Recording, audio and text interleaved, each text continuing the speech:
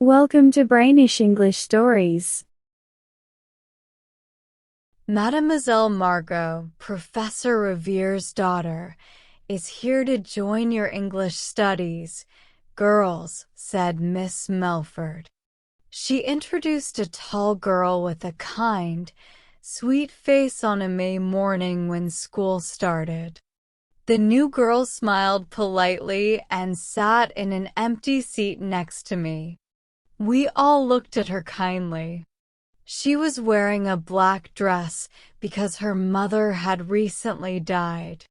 Her father, our French teacher, was living away from his home country because of politics. He had lost his big house and land near a city called La Ville Sonnante, which means the ringing city. In her own country, Margot would have been an important lady. But her father had upset a powerful leader during a change in the government.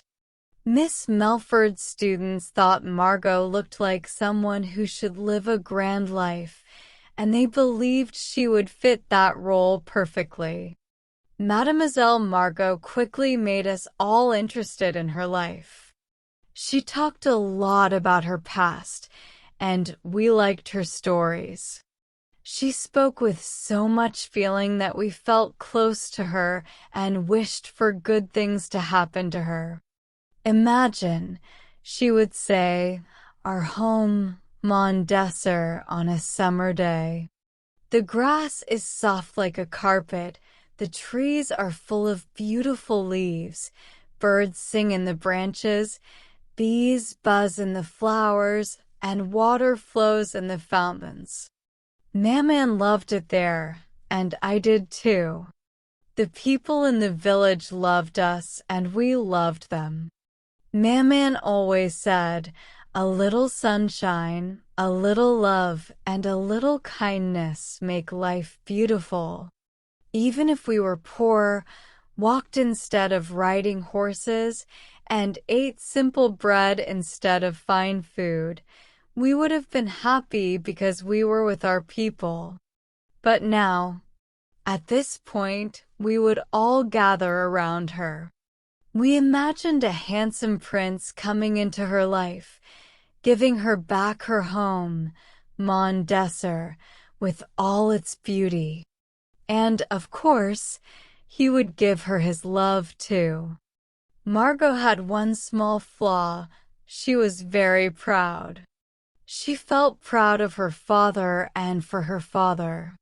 She often reminded us that he was, as she said, a great gentleman. His family had fought bravely in wars, worked for kings, and married noble women. I noticed this about Margot one day during our daily walk. We passed a large red brick house. It stood alone in its own garden.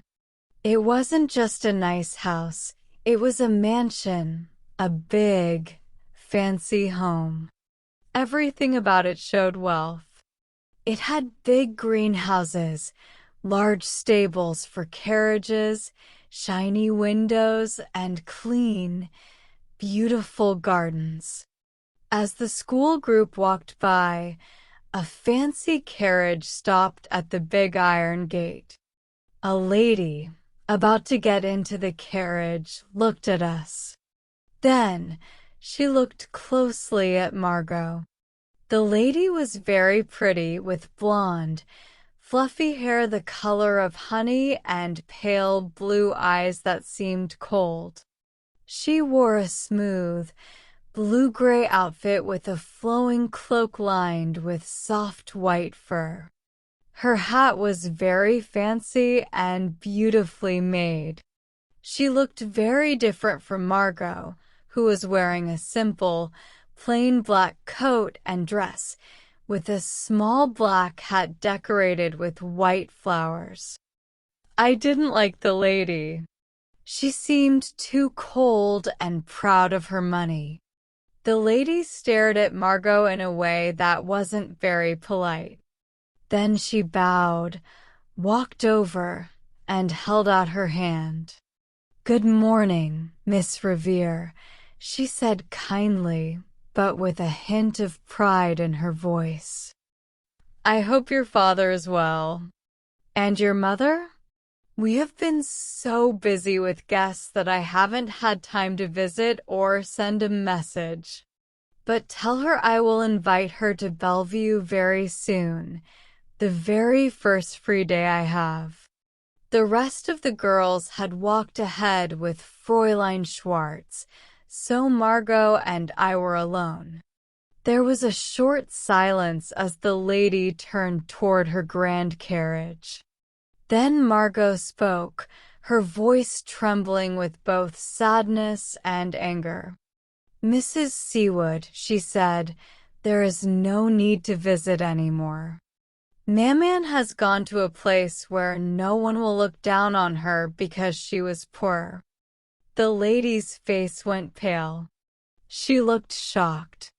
After offering some stiff words of sympathy, she spoke to her coachman. As Margot and I continued walking, we heard the loud clatter of the horses' hooves as the carriage moved quickly down the long driveway. Sometimes it is better to stay quiet, and this was one of those times. I didn't say anything until we reached a wooden gate. Margot stopped there, leaned her arms on the top, rested her head, and cried like a little child. I put my arm around her to comfort her. "Margot, dear," I whispered, "why are you crying?" She explained that her father used to teach Mrs. Seawood's son, who was very small and often sick. The professor had cared a lot about the boy because he was shy and had poor health. After the boy died, Margot said, his mother seemed thankful for the kindness my father showed him. She visited us sometimes and even sent her carriage to bring Maman to Bellevue for a few hours. But she only invited Maman on days when the weather was bad. You see, I used to visit the Seawoods for my mother. I would take them little gifts, like bunches of violets, Easter eggs, and other small presents. Mrs. Seawood would always say things like, "How sweet," or "How lovely," but her tone was always proud, as if she felt above us. I never told Maman about her proud voice. I only told her the kind words because Maman would smile and say how happy she was that I had English friends. Once, I remember walking past Bellevue at night with Papa. It was a cold January evening and snow was falling.